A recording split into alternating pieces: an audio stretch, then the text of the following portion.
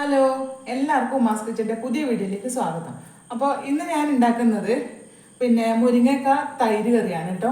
അപ്പോൾ അതിനായി ഞാൻ എടുത്തത് ഒരു 4 വലിയ മുരിങ്ങക്കായി എടുത്തിട്ട് ഇതുപോലെ നീളത്തിൽ മുറിച്ചെടുത്തിട്ടുണ്ട്.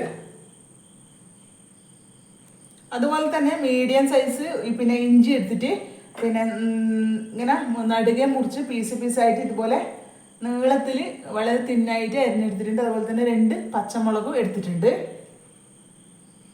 പിന്നെ വേണ്ടുന്നതാണ് ഒരു 10-20 അല്ലി വെളുത്തുള്ളി. ഞാൻ അതിൻ്റെ തോലൊക്കെ കളഞ്ഞിട്ട് അതുപോലെ തന്നെ നീളത്തിൽ തിന്നായിട്ട് അരിഞ്ഞെടുത്തിട്ടുണ്ട്. വെളുത്തുള്ളി കുറച്ചധികം ആയിക്കോട്ടെ, നല്ലൊരു ഫ്ലേവർ കിട്ടാനാണിത്, നല്ല ടേസ്റ്റുമാണ്.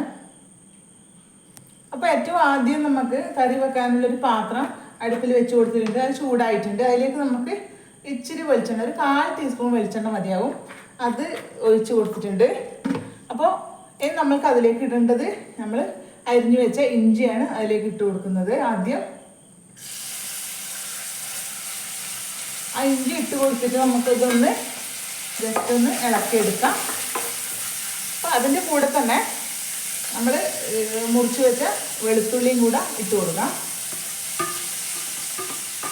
അപ്പോൾ ഇത് നമുക്കൊന്ന് ഇളക്കിയെടുക്കാം, ലേശം ഒന്ന് വഴറ്റിയെടുക്കാം. അപ്പോൾ 2 പച്ചമുളകും കൂടെ ഇട്ട് കൊടുക്കാം.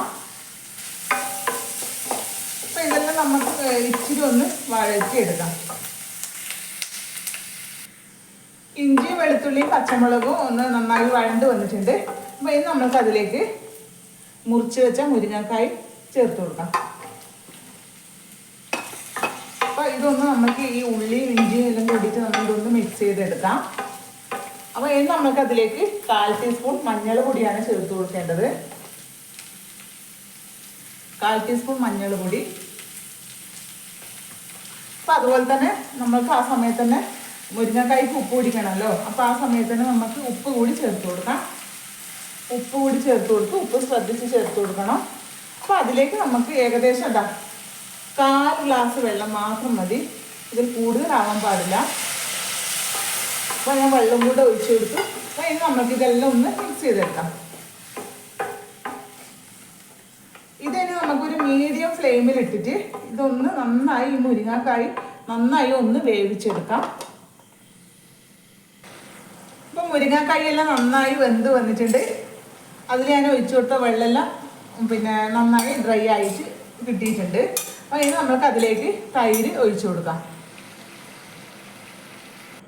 അപ്പോൾ ഞാൻ അതിലൊഴിക്കാൻ വേണ്ടിയിട്ട് ഒരു 500 അര ലിറ്റർ തൈര് നല്ല പുളിയിലെ തൈരാണ് ഞാൻ എടുത്തത് കേട്ടോ. അപ്പോൾ തീ കുറച്ച് വെച്ചതിന് ശേഷം നമുക്ക് ഈ തൈര് ഞാൻ ഇതൊന്ന് മിക്സിയിൽ കടഞ്ഞെടുത്തിട്ടുണ്ട്. അപ്പോൾ ഇത് നമുക്ക് ഈ മുരിങ്ങക്കായിലോട്ട് ഒഴിച്ചു കൊടുക്കാം. അപ്പോൾ തീ കുറച്ച് വെച്ചതിന് ശേഷം തൈര് ഒഴിച്ചു കൊടുക്കാൻ ശ്രദ്ധിക്കണം. അപ്പോൾ നമുക്കിതെല്ലാം ഒന്ന് മിക്സ് ചെയ്യാം. മിക്സ് ചെയ്ത് തിളക്കാൻ പാടില്ല. ഇതൊന്ന് നന്നായി ഒന്ന് ചൂടായി വന്നാൽ മാത്രം മതി.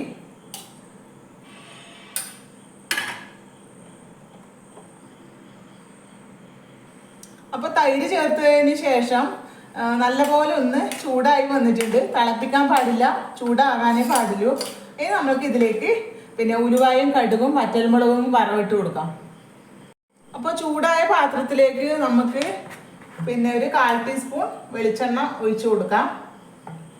അപ്പോൾ ആ വെളിച്ചെണ്ണ ചൂടായതിനു ശേഷം നമുക്ക് കടുകും ഉലുവായും ഇട്ട് കൊടുക്കാം. അപ്പോൾ ചൂടായ വെളിച്ചെണ്ണയിലേക്ക് നമുക്ക് 1/4 ടീസ്പൂൺ കടുക് ഇട്ട് കൊടുക്കാം. ഉലുവ ഇട്ട് കൊടുക്കാം.